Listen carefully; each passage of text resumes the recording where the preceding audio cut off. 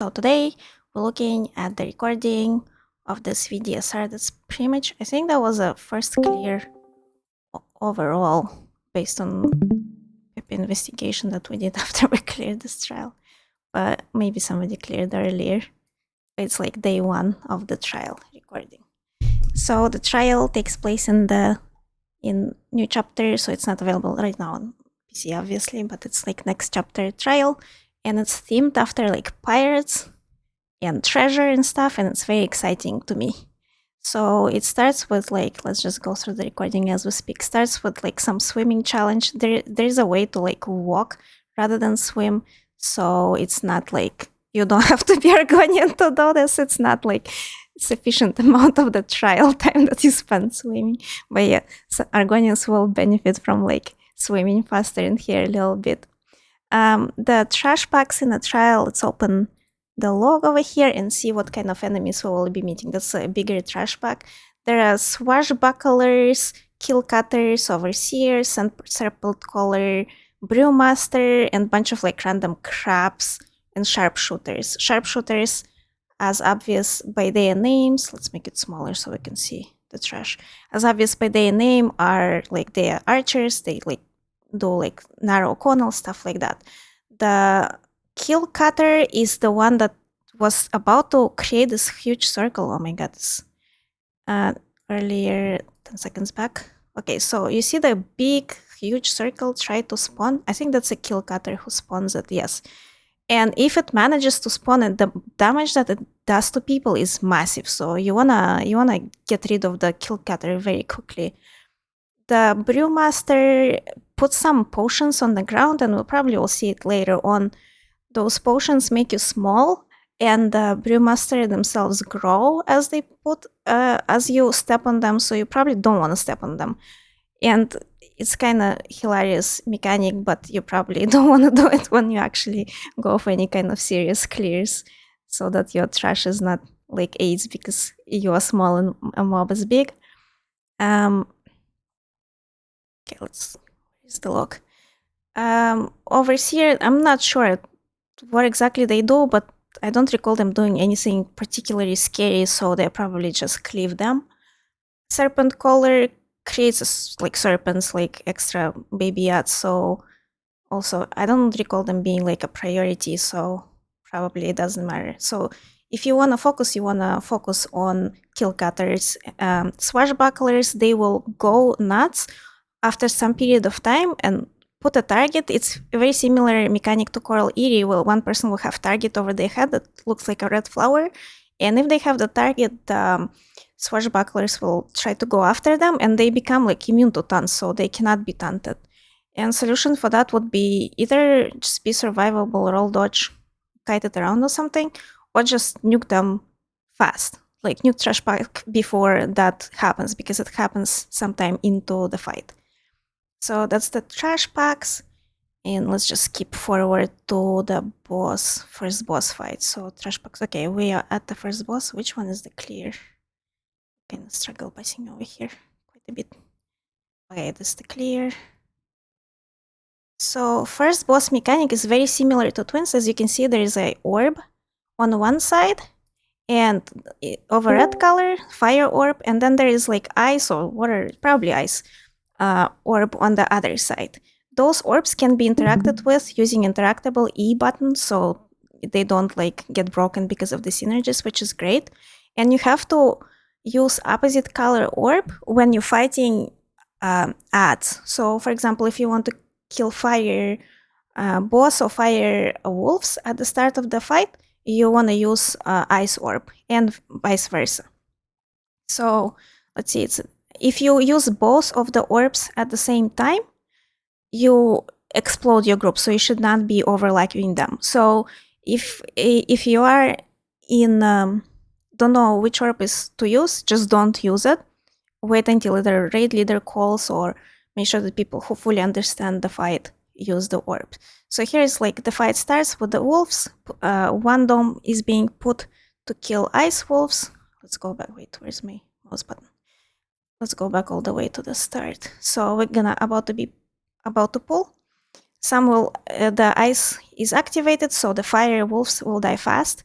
The buff is applied to you in that dome, so, and you are able to do damage to the opposite color boss or ad, right? And so if you are not in the dome, you do no damage, or if there is no dome, everybody does no damage to the boss. So here, the ice boss spawns first. It's RNG, and they come from up there, up in the arena. There are 2 chairs that they sit on, and they actually talk to one another too. Very funny. And one of them will just raise from his chair and jump down. That's how you know which boss will appear, and then you can be prepared and put a dome in advance to which boss you're fighting. So if it's a turtle seal, he is like the water dude, put the fire dome to deal with him. If it's Lilanar, or whatever the hell his name is, he's a fire dude, put ice dome for him. If you don't like, if you bat with colors, fire is on the right, ice is on the left. Turlesil, he's ice, he has long hair, and Lilanar is fire, he has short hair. So that's how, like, you can recognize them if you don't recognize the colors very well. So during the fight, there will be some ads spawning coming in. It's important to tap target them because boss, you just saw this mechanic. You see how boss channels? And as he channels, that channel produces Lotus-like mechanic that is being launched at every single person in the group. And if you don't bash it, people die. But you only can bash it when the dome is up. So there will be eventually in the fight change of the dome. I'll pause here because new mechanic is starting up. Change of the dome because bosses will swap. And if you have any ads left over, you will not be able to finish them, and they will be just sitting there damaging your OT, and then the new boss will spawn another set of ads and your OT will be obliterated. So make sure the ads die because eventually you will need to switch dome. And you do need to switch dome to the boss color because he will channel the mechanic that it cannot be interrupted otherwise if dome is not up. So, and it will kill people. All right, so here new mechanic is starting up. As soon as approximately 1 second at response, he will start casting and there will be glowy orbs spawning in the arena. You see the first orb on the right over here? That's like a essence of some sort of kind of mark.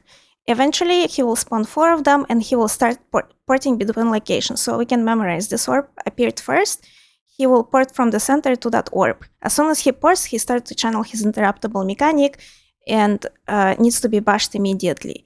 So what the strat was devised for that is just send 1 person for each orb, decide either split arena into the areas or just assign you to go to first, you go to second. Basically divide and conquer those orbs, wait until he ports to the orb, put a dome, bash, go back to stack. And he will port to next person, put dome, bash, go back to stack. While he ports, the rest of the people, like he's not there and dome is being taken away from the center, so the rest of the people don't do much damage anyway, so it's not really a damage loss that you send a person to each dome, just because you're not doing damage when you're not in the dome and dome is being used to interrupt. So basically it's not, this is a very nice fight because the mechanics are not based on like just face roll everything. You actually need to play mechanics and they're very interesting mechanics. You see, he ported, got rapted over here. He will port away, ported back to back right, got rapted there, then he will port to back left probably, or no, front left, got interrupted, and ported to his final location, and being brought back into the center. So he will do that and return back into the center, and the bosses will swap. You can see the swap just happened, another boss appeared. So, wait, never mind. He finished porting and jumped up, sorry. Yeah, you see the trace from him? You can see the trace. He will just appear at that front left. And then he's jumping upwards. He disappeared, and the new guy will jump down and appear in the center. So while the new guy is appearing, we need to finish the ice atros because otherwise they will be lingering and they will be harassing the OT. So as soon as the ice atros are done, person with the dome needs to take it down and next dome needs to be put up. Because if the old dome is still up, you cannot put the opposite color down, you will blow everybody up. So it has to be very well communicated between the people. The dome, the person who holds the dome takes increased damage, and that damage is scaled with your health. So tanks take more damage than healers, for example. And people in Parse foot can hold dome for longer than tanks who have like, if you have 40k health, so in Parse foot you have like 20k health. Significant difference. So person in Parse foot can hold it for like the entirety of the phase, whereas tank can only hold it for 10-15 seconds. Here we're doing it on supports, that's why I was swiping dome quite a bit. But later on, it was discovered that it's health scaling, therefore better just put it on somebody who's lower health. Okay, so the second phase of the fight, the red boss jumped down and did exactly same thing as the blue boss. He put the orbs around, you can see 1, 2, 3, 4, and he started to teleport, getting interrupted, things like that. But this time around, when he's finished, he will not go away. He will come back to center and stay with us, and he's like, the other boss will jump down. I don't know if they're brothers or no, probably. Another boss will jump down, and both of them will be on arena. Now we need to negate both of them with opposite colored domes. What do we do? We need to separate them such that, one stands in a blue dome and another stands in red dome, but domes do not overlap so that we don't get blown up. So people split into two groups. One group goes with one, another goes with another, and you can decide either split your DDs in halves or just like face roll one and then go kill another. So here we decided to face roll one and go kill another. It is unknown whether on hard mode you will have to kill them evenly or you can just do the same thing. Another mechanic that is happening here is, as you can see, the tank was taking very heavy damage here. So he holds the boss, and eventually his health starts ticking down very, very quickly.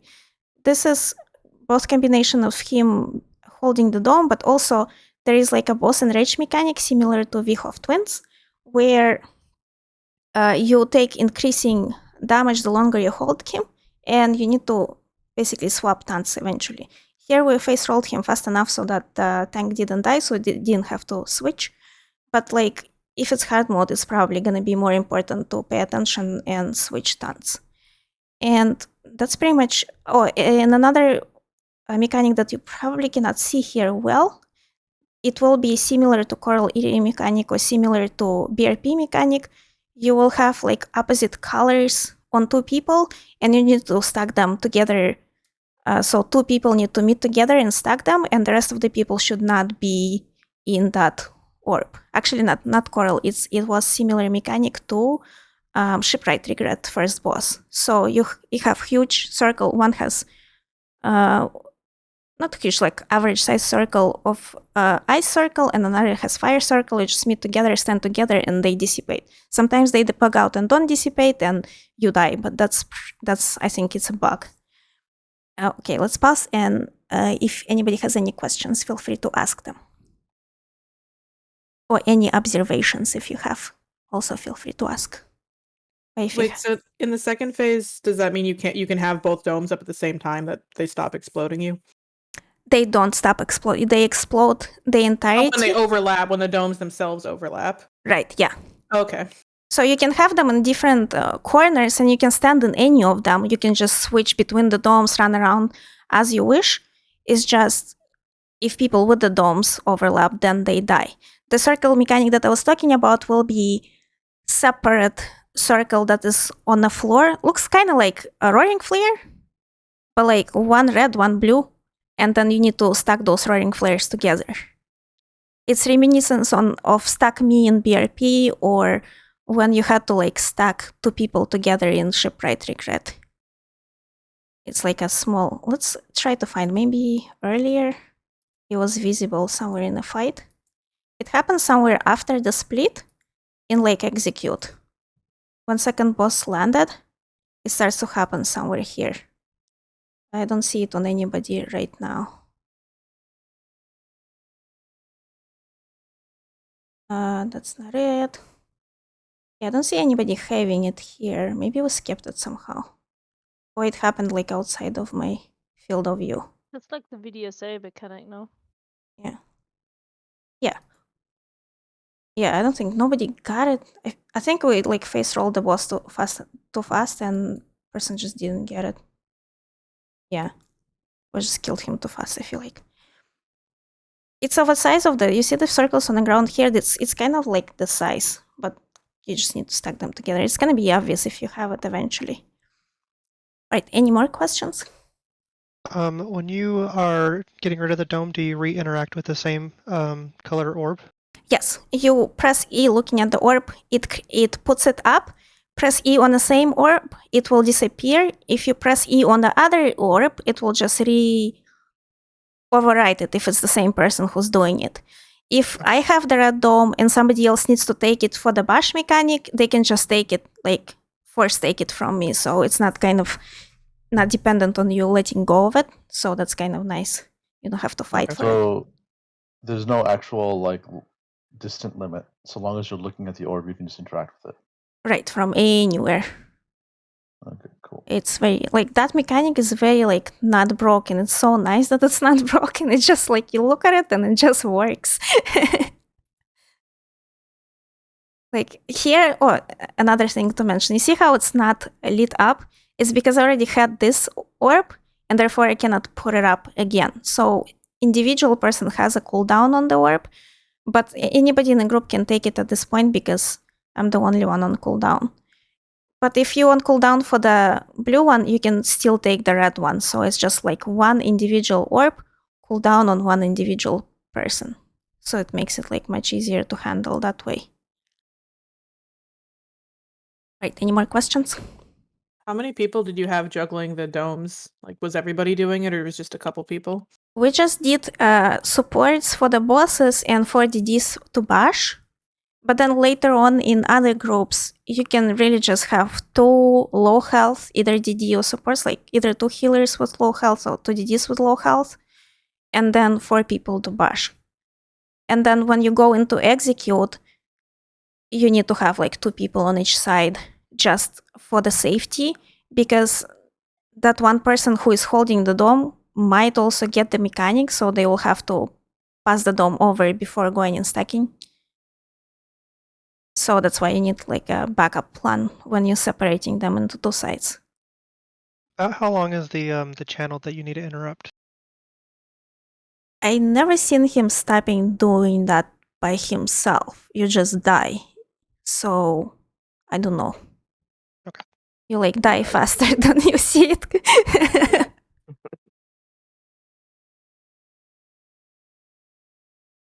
Right. So that's the first boss. I guess let's go.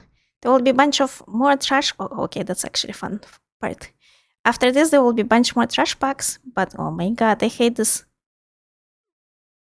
Where you would have to like pull the levers and stuff, very interactive.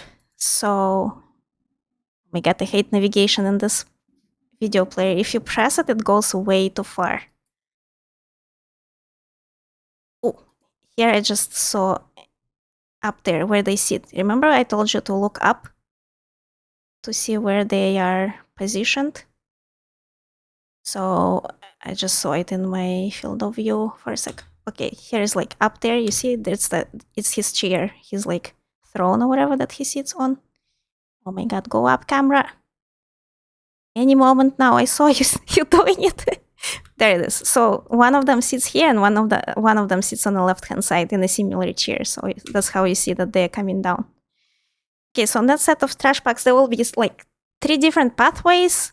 Forward is where Penny Stone resides and just chilling. Don't kill the Penny Stone to be that person. Left and right are the side bosses. So you pick a side and go, or you could separate into 2 groups and go kill each of the side bosses. So far, they are not skippable. You actually have to do them. But I'm not sure if it's going to change. Here we can see a single ad brewmaster with a bear. Bear is pretty amazing. It's very annoying, but it's pretty amazing looking ad. So just kill that and keep going. Let's see. Skip a little bit, 30 seconds forward. So there will be one path will be a bunch of those poison flowers for Maelstrom and lazy rivers. You will just go down the river until you exit it, there will be a bunch of levers that you need to pull and a bunch of trash bags that you need to kill. So try to skip some trash and pull the levers, and it didn't work out, so you actually need to clear out the trash for each of the sub areas of this path to get the levers. Because the flowers constantly spawn and try to poison you, they don't go away. So whomever stays with the levers and needs to pull them needs to be able to either heal themselves or avoid the goddamn flowers, because they will be constantly spawning there. And it's gonna be 3 levers here and 3 more levers later down the road. So it's like a lot of levers to push, and another set of 3 levels, I think. So 9 levers per path. That sounds about right. Either 9 or 6 levers per path. It's basically a lot of levers, and all of them, similar to Sanctum, they need to be pulled all together to open the door. So at the same time, there is like some leeway where you can just be slow on pulling, but it still will open, but approximately all together. In the next pathway, again, more trash, more lazy rivers here. One of the levers will be on a island that is only accessible from the lazy river. And if you jump out early, you will not be able to take it. No, that's the following. This one is just 3 levers that are easily accessible. So here, just steamroll the trash, pull the levers, pretty easy here. And the next door that opens the final set of 3 levers will require you to send one person to the side and exit the lazy river in a different spot than the rest of you. So send somebody who can self-heal and is not essential to the trash fights. So kill those, pull the levers, staying on the levers, pulling them to open the door. And the next one will be the one. Let's skip 30 seconds. Okay, this is the next lazy river, and you need to exit here. This is the lever that is not accessible for the rest of the people that will go down the first path. And then if you don't need to be there, you can take this one and meet with the rest of the people. So the first exit, let's go back a little bit. So here we go through the door, take the river. The first exit is where all the trash is. The second exit is where this extra inaccessible lever is. So that lever, you have to exit there and sit there, wait until everybody's finished, because otherwise it's not optimal to get back to it. And then the last exit is just to meet up with the people after you pull that inaccessible lever. And bunch of trash. You have to finish the trash to pull all those levers. Okay, let's skip over. More trash here. It's nothing special, it just hits like a truck and needs to be burned quickly. Oh, this is one of the fun mechanics where I think we had a dungeon with this mechanic somewhere. You should not be stuck in them. It's on 4 people, and just basically don't stack together if you have those huge lines on you. So just loosely slack so that you don't murder one another. You see how there are 3 people, they're stacking together and they're getting those together. If they stack on top of one another, they usually die. And here I get small, I ate a potion, and you get tiny and very cute. It's the best mechanic ever. If only it didn't make them up bigger in size, that would be great too. Alright, so moving on to the final side boss. Here's the final side boss. No, not final, first side boss. So first side boss, or second, depending on which route you choose, is Bowbreaker the Hashmota. It has a tendency to burrow and move around. So if you're trying to burn it with a Destro, I guess let it port first, then use your Destro, because it's gonna move very early into the fight. And it's kind of annoying because it moves a lot. So it's very mobile fight. So it's not gonna work the way with stack and burn Snake in 20 seconds, because you cannot just your Destro will not tick fully while it's sitting there at the start. So you'd have to it's gonna be probably a little bit slower fight because of it. And it's just gonna be it doesn't do much damage to you, or I don't recall any kind of scary mechanics or anything like that. It's just being annoying, moving around, has frontal cleave, so you cannot stand in front of it, and it's just chase it and kill it. So that's one of the side bosses. Next side boss will be, remember how we had had bunch of poison flowers? On the other side, similar mechanic that requires you to be always mobile and not staying AFK and heal yourselves will be lightnings, and it's similar to Kain's Aegis lightnings. Basically shoots the grounds with the lightnings, and lightning seems to hit harder than poison from the flowers. Maybe it's because it's like harder to avoid. It also has like stacks, so if you get hit by lightnings many times, it increases its damage to you. But there will be shelters. Let's skip over a little bit. There will be like shelters. You can see over here, we're standing under the shelter and lightning doesn't hit us. And the area that will allow lightning to hit you is demarcated with small lightnings on the ground. So there will be a bunch of bridges and another 9 levers that you have to pull 3 at a time, and a bunch of ads to kill. So the main actors are pretty much similar, kill cutters and swashbucklers and those people. But the like side ads are a bunch of gargoyles or gargoyle bird-looking like creatures. And definitely here you have to have some sort of strong self-heal in order to be able to pull the levers, because they are super separated, and they are in lightning area, so they're not in the shelters. So you have to like survive there while taking the lightning as it's being called. Okay, let's skip over to the boss. So the second side boss, so we put living lever here. There will be like a jump mechanic for the levers as well. So the second side boss is this bird-looking creature. Similar to the other boss, it's mobile, so it's moving around, so you won't be able, again, to stack and burn it past, like, in one spot. You'll have to chase it a little bit. I would say also, if you're using Destro, maybe save it until it ports. So this one, you cannot also overextend and pull it under the shelter. You can see there are lightnings and the shelters, but it doesn't really move at the start, so you have to actually go there to the center and start burning it there, and eventually it will port to under the shelter. Here there is a reused mechanic where you get like a circle on your feet and there is a donut somewhere in the arena, similar to a Coral Eyrie, and you have to like plug your circle into the donut. It's kind of super simple. It's a huge circle. Everybody will start yelling at you, take away your circle. Just find the donut and put it in. I'm not sure what they meant by introducing the mechanic, but it's like not that hard to do. Let's skip. Okay, so you just go to the center, burn the hell out of it, and start sporting. You see somebody got the circle and went to plug it into their donut very early. You just saw them passing by. See, they got it, and they're gonna go away and try to get rid of it. And throughout the fight, that's basically the main mechanic. Lightning everywhere, hell incoming damage to everybody, and those donut mechanics. And then again, just chase it and burn it as fast as you possibly can. And that's about it. We can probably skip over to the end of the fight. Oh, it's actually dying pretty soon. It will probably port one more time and then eventually will die. Yep, there it is. So that's the second side boss. Let's pause here. Do you have any questions about the side bosses? Is there any way to direct where it jumps, or is it just RNG? I'm not entirely sure. This one, I think it has like predefined pathway where it will want to go. But Hash, can you like point it to certain directions so it will go different? I'm not sure. Okay, thanks. Okay. Well, any more questions? All right, no more questions. Okay, let's go over to the second boss. Okay, this is the most fun one because there's a horse.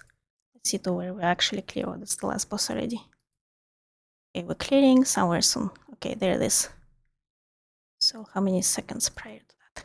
All right, there it is. So here we see both the side boss area, like damage combined. There will be lightnings and there will be flowers. So if you're in the shelter, you're going to be harassed by a flower, and if you're in general open area, you're going to be harassed by the lightning.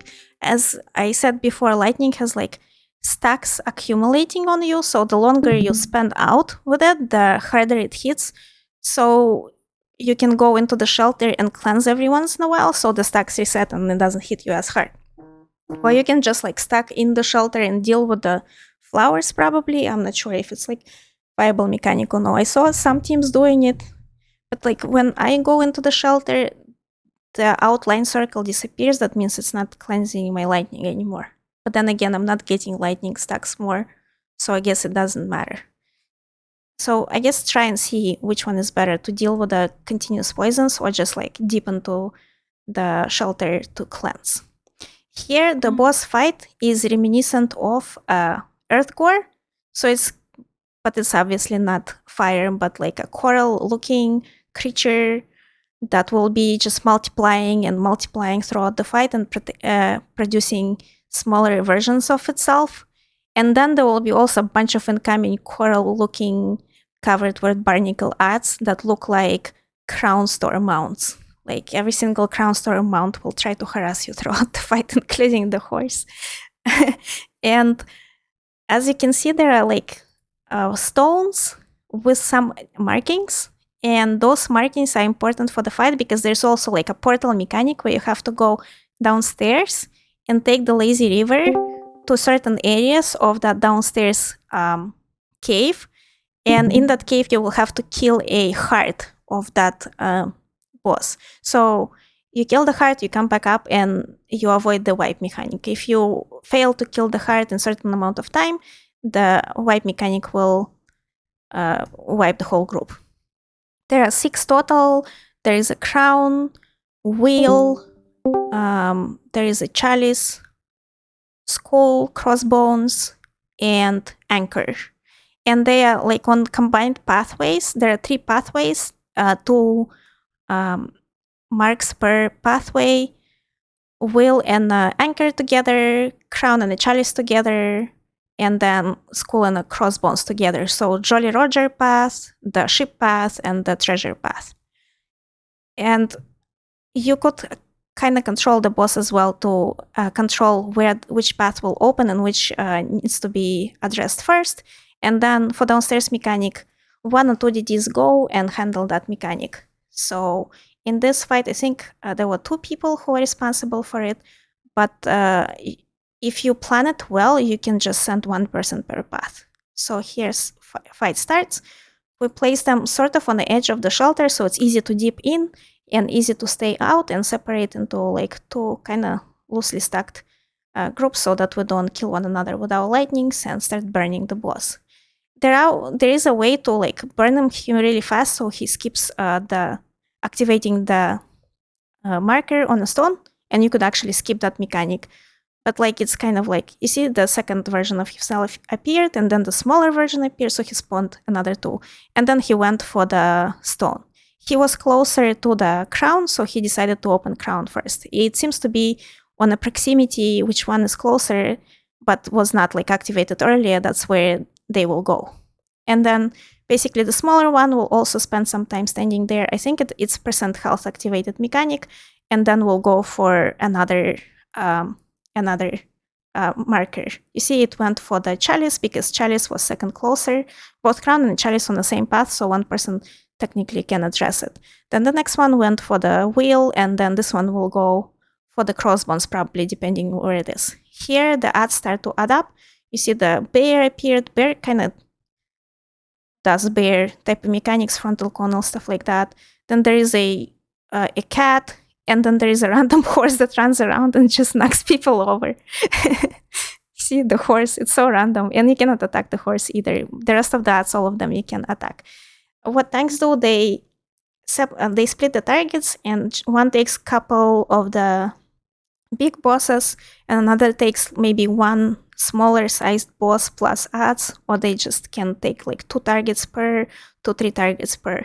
It's probably not advisable to have same tank hold all replicas and then another tank just handle the adds, because that first tank will probably get steamrolled. So you would want to separate replicas and different tanks holding them.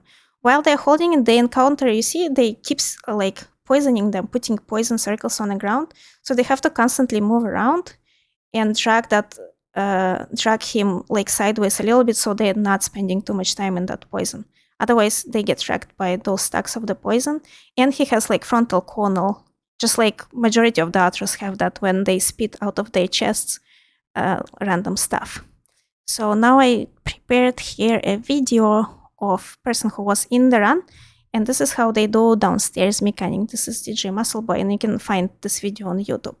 See, you go to the center and you jump down, and Crazy River Whirlpool activates, and you just being taken through all the available paths. when you choose the path, just press interact with them, like press synergy, and it takes you to the first marker on that path. So here it's crossbones. The heart is the tree-looking weird thing. The crab is irrelevant. It just does damage to you, but you don't really need to kill it to finish the mechanic. And as you can see, he can proceed further on that path, and there will be a second marker, the skull. So crossbones first, then skull. And on chalice and crown is going to be similar. I think the crown goes first and then the chalice, or maybe the other way around. Also, while you being whirlpooled around, you can see which one is active. So even if you don't know which one was activated upstairs, YouTube is so much better. You can see that they are glowing. So there is like a lights activated, and the path marker at the beginning and the entrance is also activated. So crossbones is active right now, but when he has his camera towards the skull, see how skull is not glowing. So skull is not active, so he doesn't need to do it yet. So that's pretty much the downstairs mechanic. It's pretty simple. You do need to have some sort of self-heal survivability, because that crab will be chasing you throughout the time you're trying to kill the reef heart. All right, let's go back to our video. Do you have any questions so far about the mechanics of the fight, or any kind of thoughts, things like that? May I speak? Yeah, sure. Okay. I noticed, like, with the stacks of lightning, how they increase over time. It also happens when you're inside the shelter with the poison mushrooms. So, because as the mushroom starts to grow when you're inside of the shelter, the poisons start to stack as well. Right, so there will be, when you stand in, let me see if somebody's standing. You see how the flower grew and blew up, and then 2 more flower grew next to him. Those are basically caused by him standing there, so they will be like trying to harass you if you stand there for too long. You can sort of avoid them, but like the more of you are there, the more flowers will be growing and growing and growing. It's going to be eventually super annoying. That's why I'm like, I saw people like just standing there and dealing with the flowers, but I'm not sure how viable it is. Like here's the reef mechanic. Reef heart wasn't killed and we got wiped. That's how it looks like. Hello? When you go downstairs, there's a dot that's applied to you. Well, no, a debuff, I mean. It's, I think, 30 seconds. Or 40, I'm not sure. We can check it out. It's called Parasites or something, right? Yeah. Let's check it out on the logs. How long it lasts. Because I know you can't go back downstairs for a period of time while it's Right. active. That is definitely correct. What's this undefined? What the hell? What's wrong with this log? It's probably, do you think it's buff or debuff? Let's try buff first.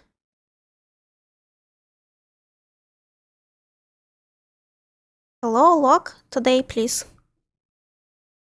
Okay. Oh my god. Buff, so we need cast by enemy. It was something to do with parasites. Flags. Player pet defenses. Wow. Aging. Heartburn. Orange. So it's not this. Oh, sheltered buff.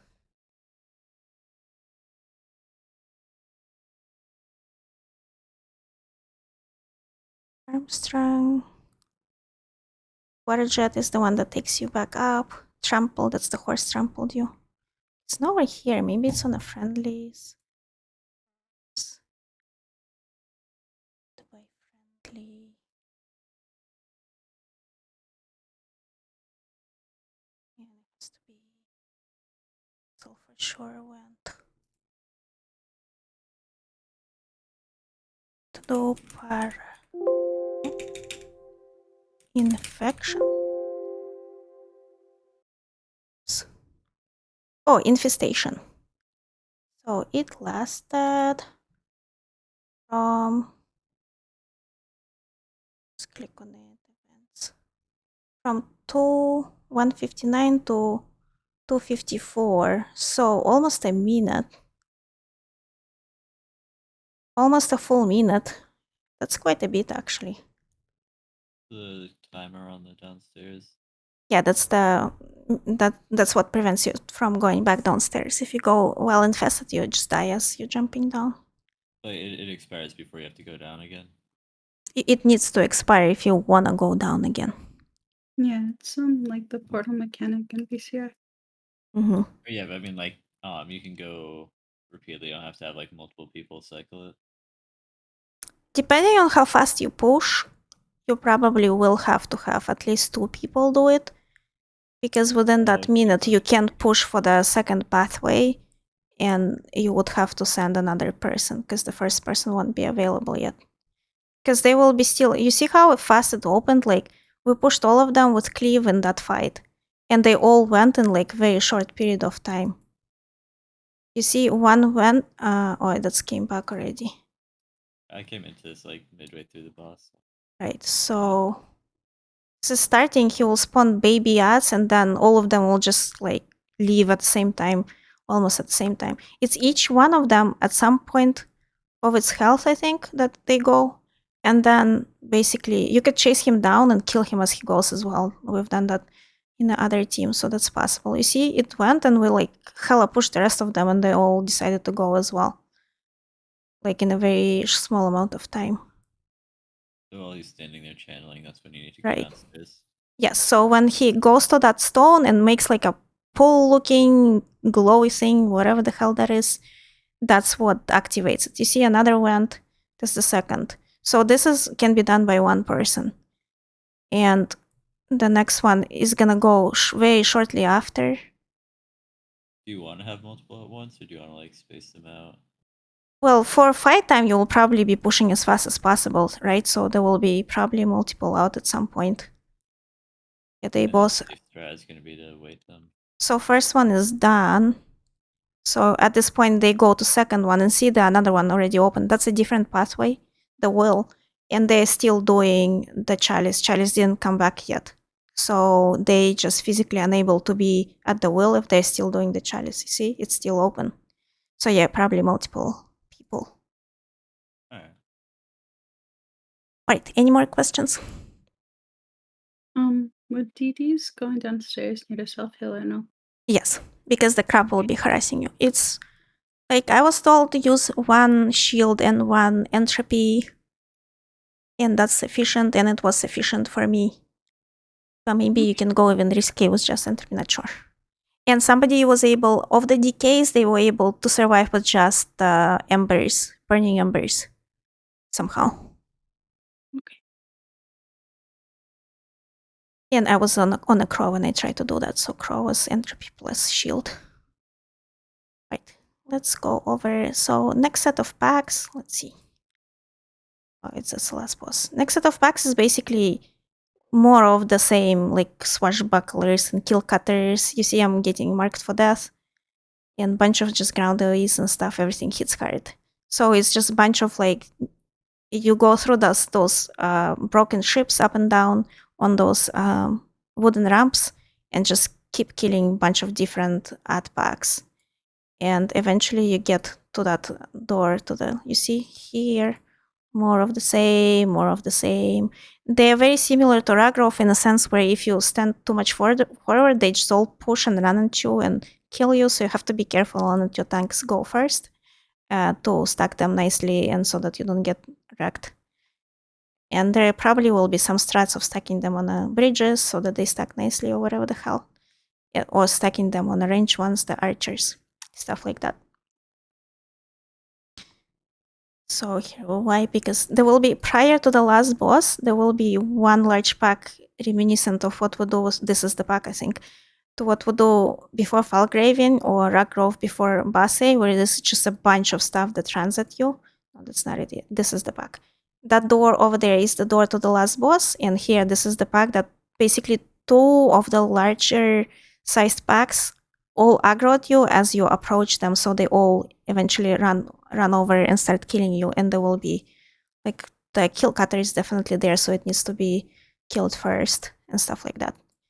So this one is the definite candidate for like couple acuity death draws, maybe barrier, stuff like that, so that it gets killed very fast before it kills you. Alright, and now to the last boss. Let's skip over all the way. Is this the clear? Yeah, that's the clear. It's probably the clear. Good boss. Yeah, last boss looks very cool. It's like huge ass. Okay, with that. Called Tideborn Teleria, and it's like kind of like VHRC first boss, only with barnacles on it, and it does similar things, like it spins around. It has frontal cleave as well. It doesn't move from where it is, so it's very easy to you don't need to like worry about stacking him or anything like that. He's just gonna sit there, and his hitbox is huge, so it's probably bigger than the dragon's hitbox. So you can like reach him from like pretty much like where we stand right now. You probably can hit him with your dual wield light attack. So multiple mechanics here. So we're trying to stack on this hard mode banner because this coincides with where the whirlpool spawns that you will see later, and being here allows you to like optimize how you move with those whirlpools. So he hits like or she, I think it's a she maybe, like a track. The tank takes like 0.75, I think, or 0.5 second dot. Every, like, it's crazy amount, like 7k to 12k dot. I've seen it on the tanks, and it just hits like a track. So you have to keep both your illustrious on the tank. So this is first group mechanic that we need to perform. It's called, I forget what it was called. Anybody remembers the blowy, glowy bubble mechanic? Deluge? Deluge, yeah. Called Rapid Deluge. So you will have those like bubbles around your chest. And God's Combat Alert notifies you all it and QSL release. Okay, there they are. You see the bubbles? That's the deluge on them. You have to take them into the water apparently to dissipate. If you don't, which here we don't know that that's a thing, you see the area of effect? Huge. And 5 people get it. And it hits like a truck. You have to block it. You can block up to 3 with 27k health, as I have here, and up to 2 if you have like in parse foot and stuff like that. Like if you just like dip into the water, they will completely go away and will not explode. Then after that, the spin mechanic hits you every 0.3 second, and it ramps up from 3k on people to up to 7k on people every 0.3 second. Basically, everything hits like a truck. The next mechanic, and they all, you see how they quickly stack? So we just dealt with the spinny mechanic, which is a heal check. You can roll spinny mechanic, so you should be probably not blocking it and rolling last 3 seconds. So stand there, count to 4, and roll. That would be the best way to survive it.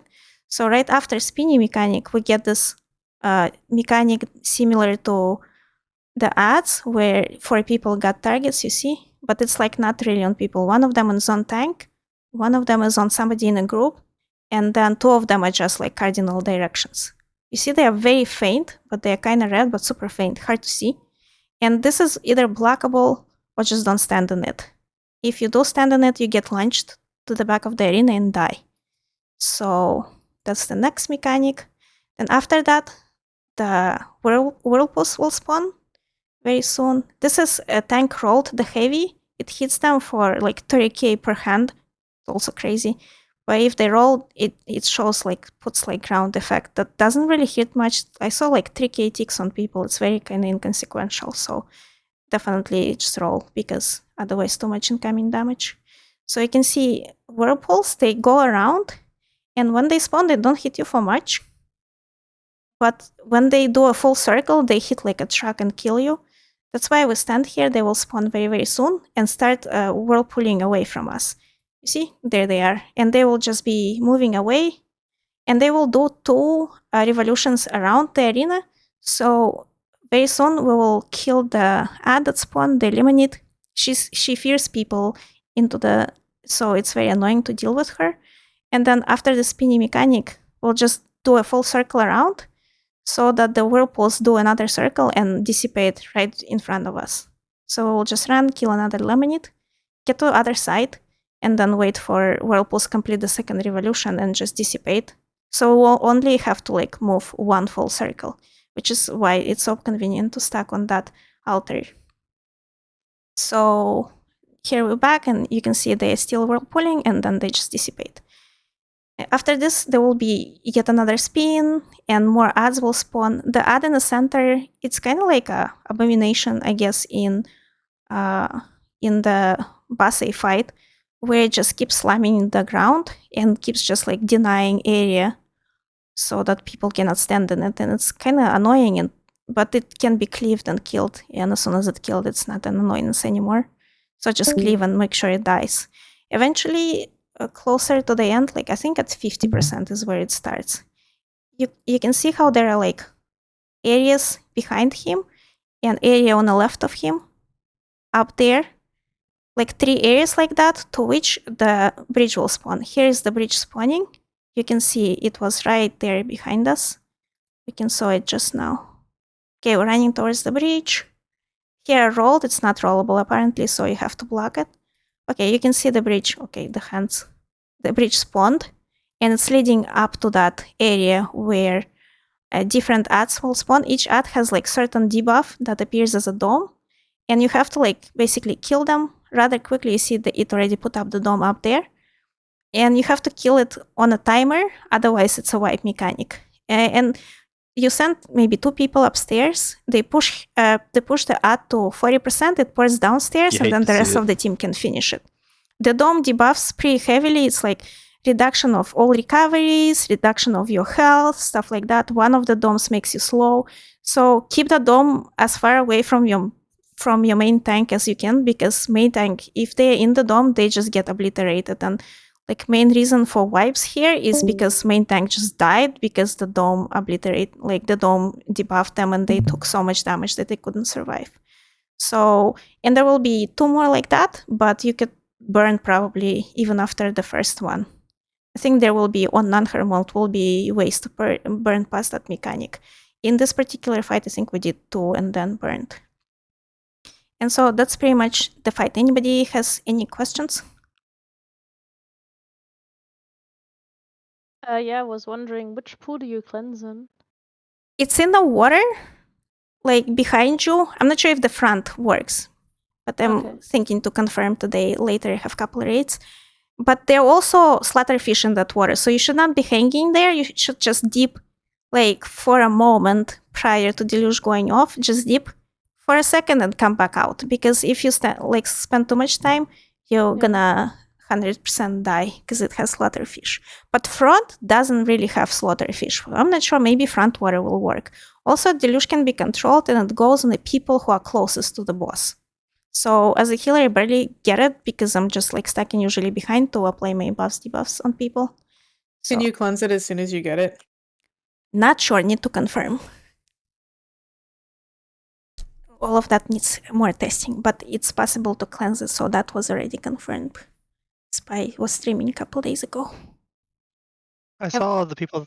Sorry, saw the people that got it. They like separated and went to the water. Can they all just like stack right on top of each other and get in the water?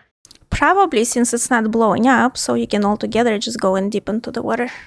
Okay, just checking. All right, I need to start my game. Which color is the file? Which one's mango? Which one's speed reduction for the debuffs for the colors? I know what the debuffs are, but not the colors to it. Wait. Let me open my Discord. I have it. Okay. I'm gonna just tell you in a the purple is, I think, is the worst.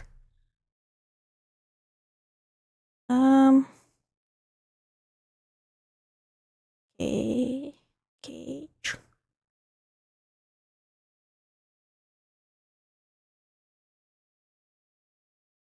It reduces HP regen, stamina regen, max margin. And I had somewhere here. Okay, Venom Evoker, Nematosis Cloud, max health reduction. That's the green one. Sea Boiler, yellow one, Sweltering Heat, and purple, Suffocating Waves. Oh, which color does which? Nematosis Cloud is the one that reduction health, stam. So, okay, so Nematosis is all the regions, nerfs regions, and purple one nerfs your max resources, I think. Okay. Need to confirm. And then yellow will be then the slow one. Okay. Thank you. Oh my god, I forgot my password. Right. When the ads with the domes come down, do you have to stay in the dome to DPS them, or could people theoretically range them? You probably can be outside of the dome. It's not like huge, but it's kind of hard to be, because then you will be overextending the heals and stuff. Right. Yeah. You could probably somehow snipe it from away, but it would be rather hard.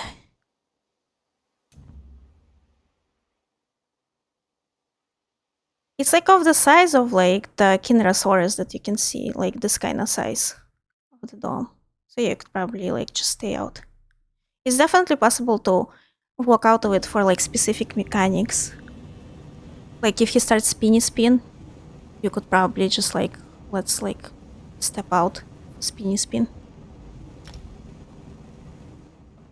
I think later on there will be on the actual clear. There will be, oh, you can see, okay, there it is. It's actually kind of bigger. You can see how the tank is like trying to be out of it.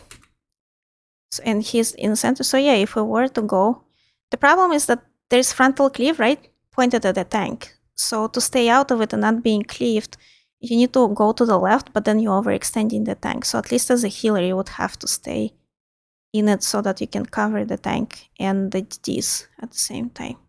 But the DDs could probably go to the left and not be in it. And just range it.